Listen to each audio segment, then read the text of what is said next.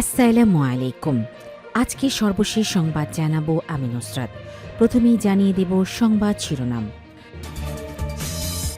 ১৩,৫৫৯ পদে প্রধান ও সহকারী প্রধান শিক্ষক নিয়োগের আবেদন শুরু ৩রা ফেব্রুয়ারি। ইমরান খান ছাড়াও যাদের ভিন্নমত দমন করছে পাক বাহিনী। সর্বশেষ জানাবো ২০,০০০ টাকায় সৌদি প্রবাসীদের দেশে ফেরার সুযোগ। শিরোনাম শুনলেন, এবারে বিস্তারিত। ১৩,৫৫৯ পদে প্রধান ও সহকারী প্রধান শিক্ষক নিয়োগের আবেদন শুরু ৩রা ফেব্রুয়ারি। বেসরকারি শিক্ষা প্রতিষ্ঠান প্রধান ও সহকারী প্রধানের ১৩,৫৫৯ পদে অনলাইন আবেদন শুরু হবে আগামী ৩রা ফেব্রুয়ারি। ১৯ ফেব্রুয়ারি পর্যন্ত আবেদন চলবে। বৃহস্পতিবার ২৯ জানুয়ারি রাতে বেসরকারি শিক্ষক নিবন্ধন ও প্রত্যয়ন কর্তৃপক্ষ NTRC এর চেয়ারম্যান আমিনুল ইসলাম এই তথ্য জানান। আমিনুল ইসলাম বলেন, প্রথমবারের মতো শিক্ষা প্রতিষ্ঠান প্রধান ও সহকারী প্রধানের ১৩,৫৫৯ পদে নিয়োগের বিজ্ঞপ্তি আজ প্রকাশিত হবে। জানা যায়, বেসরকারি শিক্ষা প্রতিষ্ঠানের অধ্যক্ষ, উপাধ্যক্ষ, প্রধান শিক্ষক, সহকারী প্রধান শিক্ষক, সুপার ও সহকারী সুপারের ০ পদে এসব নিয়োগ দেওয়া হবে। এবার ৮০ নম্বরের লিখিত পরীক্ষা, ১২ নম্বরের মৌখিক পরীক্ষা ও শিক্ষাগত যোগ্যতার সনদের উপর ৮ নম্বর থাকবে। নিয়োগ পরীক্ষার তারিখ এখনও নির্ধারিত হয়নি জানিয়ে আমিনুল ইসলাম বলেন, আগে ১৯ ফেব্রুয়ারি পর্যন্ত প্রার্থীরা আবেদন করুক। জাতীয় নির্বাচন ও গণভোটের পর পরীক্ষার তারিখ নিয়ে আমরা সিদ্ধান্তে আসব।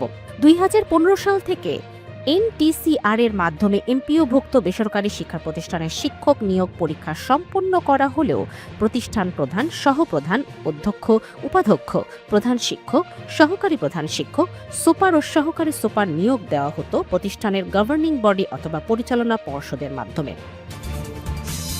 ইমরান খান ছাড়াও যাদের ভিন্ন মত দমন করেছে পাক বাহিনী। পাকিস্তানের কারাবন্দী সাবেক প্রধানমন্ত্রী ইমরান খান ৫ সপ্তাহেরও বেশি সময় ধরে কোনো দর্শনার্থীর সঙ্গে দেখা করতে পারেননি, এমনই অভিযোগ করেছে তার দল PTI। তার পরিবারের দাবি, ইমরান খানের বার্তা বিশ্বের কাছে পৌঁছানো বন্ধ করার জন্য এটি করা হয়েছে। খবর BBC। ইমরান খানের উপর এমন পদক্ষেপ নেওয়ার জন্য দেশটির সামরিক প্রধান ফিল্ড মার্শাল আসিম মুনিরকে দোষারোপ করছেন সাবেক এই প্রধানমন্ত্রীর পরিবার। তবে পাক সরকার অভিযোগ প্রত্যাখ্যান করেছে। তাদের দাবি, রাজনীতি নিয়ে আলোচনা নিষিদ্ধ জেলের এই নিয়ম ইমরান খান ভঙ্গ করেছিলেন বলেই বৈঠক বন্ধ করা হয়েছে। BBCর প্রতিবেদনে বলা হয়েছে, ইমরান খানকে চুপ করানো হতে পারে, তবে তিনি একমাত্র ব্যক্তি নন যিনি চাপের মুখে রয়েছেন।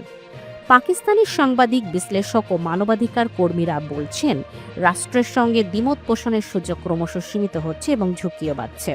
গত সপ্তাহের শেষের দিকে মানবাধিকার আইনজীবী ইমান মাজারি এবং তার স্বামীকে রাষ্ট্রবিরোধী সোশ্যাল মিডিয়া পোস্ট শেয়ার করার জন্য দোষী সাব্যস্ত করা হয়েছিল।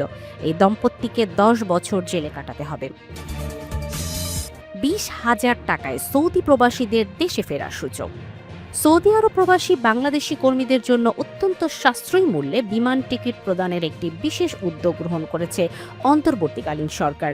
এই নতুন ব্যবহারের আওতায় প্রবাসীরা মাত্র ২০,৫০০ টাকায় সৌদি আরব থেকে বাংলাদেশে ফেরার সুযোগ পাবেন।